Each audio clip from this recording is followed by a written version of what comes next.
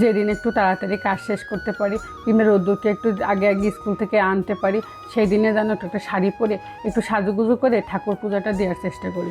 আমার যেহেতু রাধা গোবিন্দ প্রতিষ্ঠিত করা আছে, তাকে তো প্রতিদিনই সেবা পুজো দেওয়া হয়, তার মাঝে মাঝে ভাবি কি একটু স্পেশালভাবে দিতে পারলে ভালো লাগতো। তো তার সব দিনই ভালোভাবেই দেওয়া হয়, তা মাঝে মাঝে যেদিন একটু হাতে বেশি সময় থাকে সেদিন একটা শাড়ি পরে সুন্দরভাবে সেজে গুজে তার সেবা পুজো দেওয়ার চেষ্টা করি। আর তার সেবা পুজো দিতে তো এমনিই অনেক ভালো লাগে। তা দেখো আজকে ভাবলাম আজকে একটু হাতে সময় আছে, সব কাজ তাড়াতাড়িও শেষ হয়ে গেছে, তাই ভাবলাম কি আজকে একটু আবহাওয়াটাও সুন্দর, তাই আজকে ভাবলাম যা একটু আজকে একটু সুন্দরভাবে ঠাকুর পূজাটা দিই। তা দেখো এবার যাচ্ছি ছাদে। ছাদে আমার কিছু ফুল নিজের আর কি ফুল গাছ লাগানো আছে। এরা যে কত লক্ষ্মী তোমাদেরকে কী আর বলবো।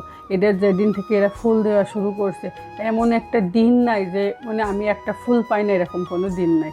এরা প্রতিদিন অল্প ফুটুক বেশি ফুটুক, এরা প্রতিদিনই ফুটবে। আমার না বাইরে থেকে ফুল আনাও লাগে না, কিন্তু কোথাও যাওয়াও লাগে না। আমার যে ফুল গাছে হয় সেটা দিয়ে আমার খুব ভালোভাবে পূজা হয়ে যায়।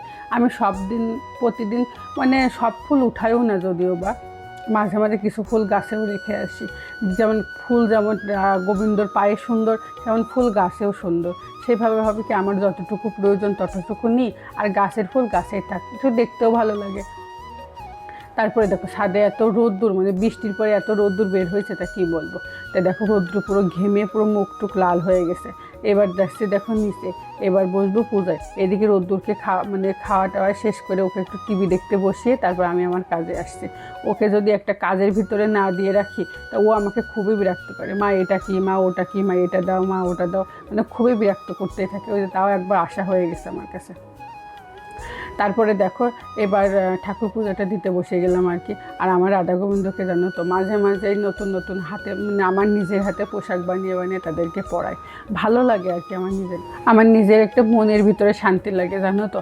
আর আমার কিছুদিন হয়ে গেলে মনে হয় কি এই পোশাকটা বাদ দেবো, দিয়ে আবার নতুন একটা পোশাক বানিয়ে তাদেরকে পরাবো। আমার এই জিনিসটা খুব হয় আর কি মনের ভিতরে।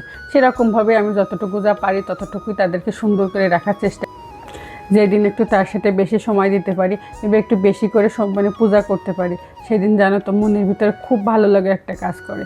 তোমাদের সেটা বলে বোঝাতে পারবো না। তো যতটুকু যা পারি, আমি হয়তো পুজোর নিয়ম কানুন মানে কিছুই জানি না, কিছুই বুঝি না, তার ভিতর থেকে আমি যতটুকু যা পারি আমি সবটুকু করার চেষ্টা করি মাঝে মাঝে। তারপরেও যারা আমার থেকে একটু বেশি ভালো পারে তাদের থেকে শুনে নিই। আমার বাড়িতে আমার মা, আমার শাশুড়ি, এনারাও অনেক ঠাকুর ভক্ত, এনারা অনেক কিছু জানেন।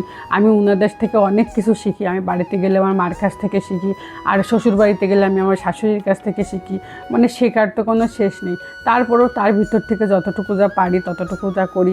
আমি অনেকের ভিডিও দেখে শিখছি, ইউটিউব দেখে শিখছি, অনেকের কাছ থেকে শুনে শিখছি, অনেক জায়গায় ভাগবত আলোচনা শুনতে গেলে সেখান থেকে শিখে আসছি। শেখার কি কোনো শেষ আছে? তারপরেও কিছুই জানি না, কিছুই বুঝি না, কিছুই করতে পারি না।